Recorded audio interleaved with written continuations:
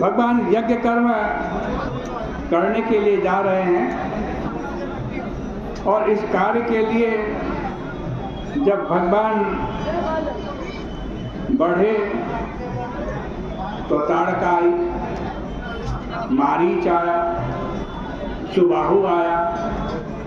भगवान राम ने तीनों से अलग अलग व्यवहार किया। ताड़का को प्रभु ने मार दिया, मारीच को दूर फेंक दिया और सुबाहु को जला दिया।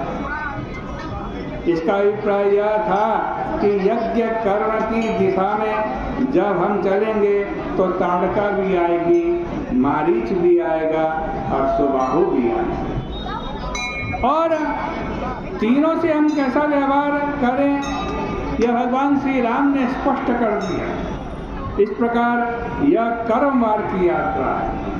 इसके पश्चात विदेह नगर की यात्रा होती है जो ज्ञान योग का मार्ग है। फिर अयोध्या से आगे की बड़ी लंबी यात्रा होती है, जिस यात्रा में कभी जल मार्ग की यात्रा होती है, जब केवट की नाव पर बैठकर भगवान गंगा पार करते हैं, कभी पैदल चलकर के चित्रकूट की यात्रा पूरी करते हैं, कहीं रथ पर बैठकर भगवान राम चले, कहीं घोड़े पर बैठकर चले और कहीं हनुमान जी की पीठ पर बैठकर भगवान राम जी ने यात्रा की।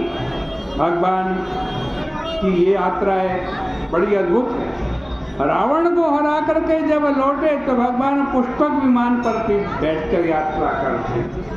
भगवान राम कभी जल मार्ग से, कभी थल मार्ग से, कभी नभ मार्ग से यात्रा करते हैं, कभी नदी को पार करते हैं, कभी समुद्र को पार करते हैं, कभी पर्वत को पार करते हैं और कभी वन को पार करते हैं। इसका आध्यात्मिक अभिप्राय यह है कि भाई देखो, हमारे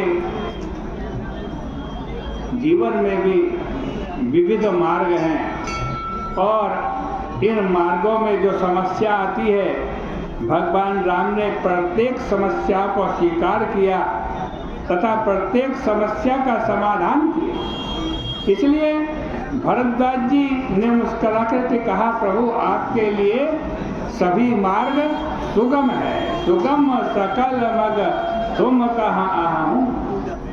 किस मार्ग से जाओ यह तुम्हें क्या बताएं, क्योंकि तुम तो अपने चरित्र के द्वारा धर्म, योग, ज्ञान योग तथा भक्ति योग आदि सभी मार्गों की शिक्षा देते हो और सचमुच भगवान अपने चरित्र के द्वारा कैसे हमें मार्ग पर चलने की शिक्षा देते हैं, इसकी चर्चा कल के प्रसंग में करेंगे। आज यहीं पर विराम करते हैं। बोले गंगा मैया की जय, बोले सियापति रामचंद्र भगवान की जय।